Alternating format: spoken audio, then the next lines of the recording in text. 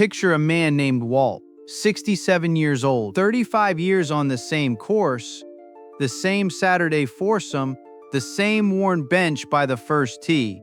And for most of those years, Walt could really move it. But somewhere along the way, the advice started. From his buddies, from the magazines, from the kind man at the range. Slow down, Walt. Swing easy. You're not 25 anymore. Swing within yourself. So he did. He throttled back. He took the speed out of it.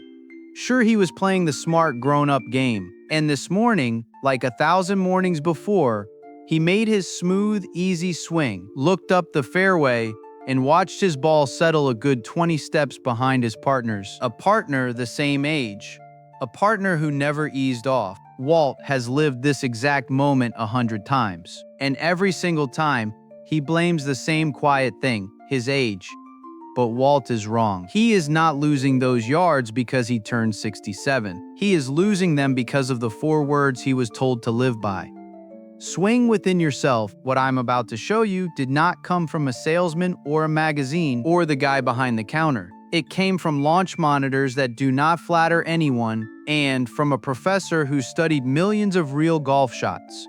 For 30 years, senior golfers have been handed one piece of advice about their swing over and over until it sounded like wisdom. And when the data finally caught up to it, that advice quietly fell apart. By the end of this, you will know exactly why easing off is costing you, where those strokes are really going, and the one thing you were told to give up that you can actually get back. But here's my warning. The most important part of this has nothing to do with swinging harder. It is the thing Walt never thought to question in 35 years, and it is the one costing him the most. So let us start exactly where Walt started, with the 4 most comforting words in senior golf. Swing within yourself. The idea is simple, and it sounds like pure common sense. You are older. You are not as strong or as loose as you once were. So if you swing easy, you will make cleaner contact, find more fairways, and score better. And here's the part nobody tells you. That advice is not completely wrong. When researchers tracked hundreds of thousands of real rounds, they found something that keeps this myth alive. As golfers get older and swing easier, they really do hit a few more fairways. In the data, players in their 70s find the short grass noticeably more often than players in their 20s. So when Walt eases off and finds the fairway, the advice feels true. It feels like it is working. And that good feeling, one fairway at a time, is exactly how the trap closes. Because while Walt was busy collecting a few more fairways, he was quietly handing back something far more valuable. And he never once saw the bill. Here is what the easy swing was really costing him. When that same professor broke down millions of shots to find what actually separates a good score from a bad one, the answer was not putting. It was not chipping. It was the long game, the full swings. They explained about 2/3 of the difference in scoring. 2/3. And the single biggest piece of that was simply how far the ball went. He put it in one blunt line that every senior should tape to their bag. 20 extra yards off the tee will help your score more than hitting it straighter. Read that again.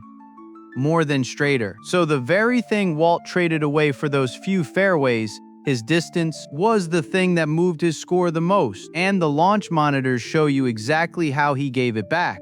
For every single mile an hour of speed Walt took out of his swing, he gave up almost 3 yards of carry. Take 8 or 10 miles an hour out, the way a decade of easing off will, and you have quietly walked 20-25 yards backward. Now, I'm going to be straight with you, the way someone should have been straight with Walt years ago. This is not about swinging out of your shoes. It is not about violence. In one independent test, golfers were asked to make their normal swing, and then a careful, faster one. Every single one of them carried the ball farther when they let it go. And one of them, a 66-year-old, picked up 34 yards of carry. 34. Not from a new driver, not from a new ball. From permission to stop holding back. So if easing off finds more fairways, why does it wreck the scorecard? Because a fairway is only the beginning of the hole. Picture Walt and his partner side by side in the middle of the fairway, both in perfect position. But Walt is 20 yards back. His partner pulls a 7-iron. Walt pulls a 5. His partner pulls a soft wedge. Walt pulls an 8-iron. Every approach shot Walt hits all day long is with more club than the man beside him. And here is the unforgiving truth. The longer the club in your hands, the harder the green is to hit. So Walt hits fewer greens, he chips more, he scrambles more. He two-putts from 40 feet instead of tapping in from 8. The fairway he was so proud of finding never had a chance to save him, because the trouble started the moment he reached for too much club. That is where the strokes went. Not on the tee, where he was looking. On every approach shot, where he never thought to look. The easy swing did not protect his score.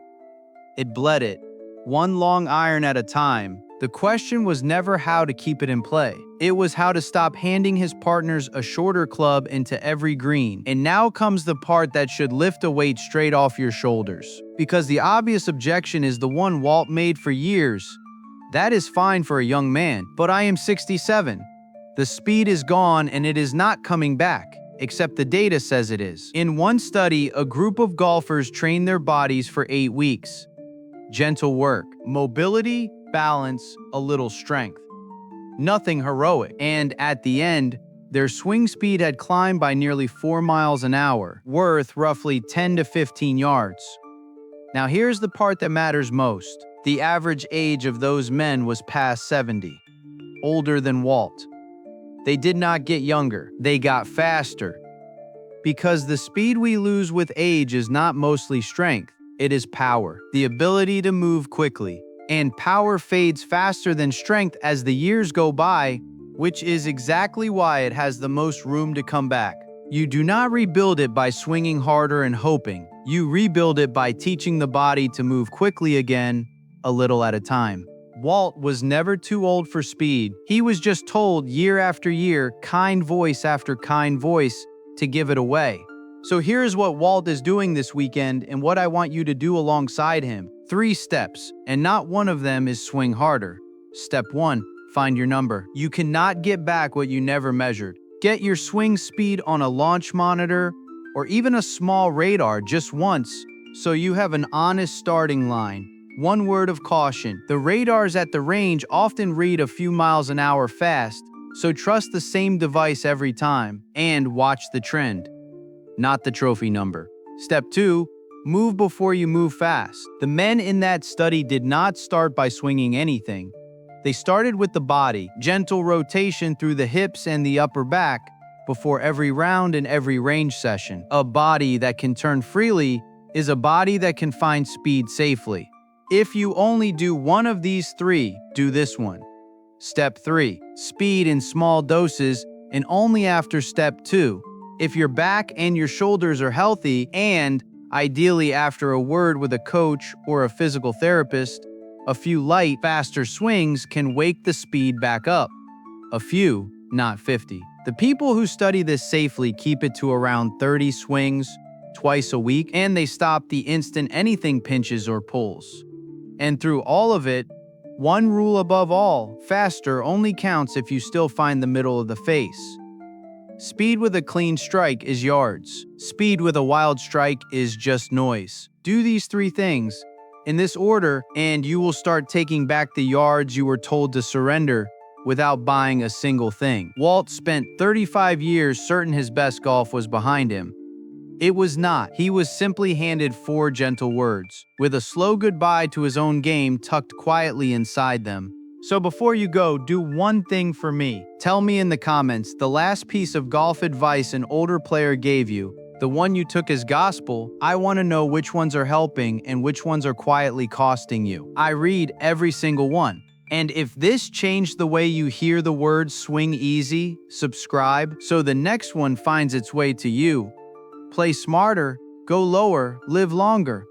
I will see you out there.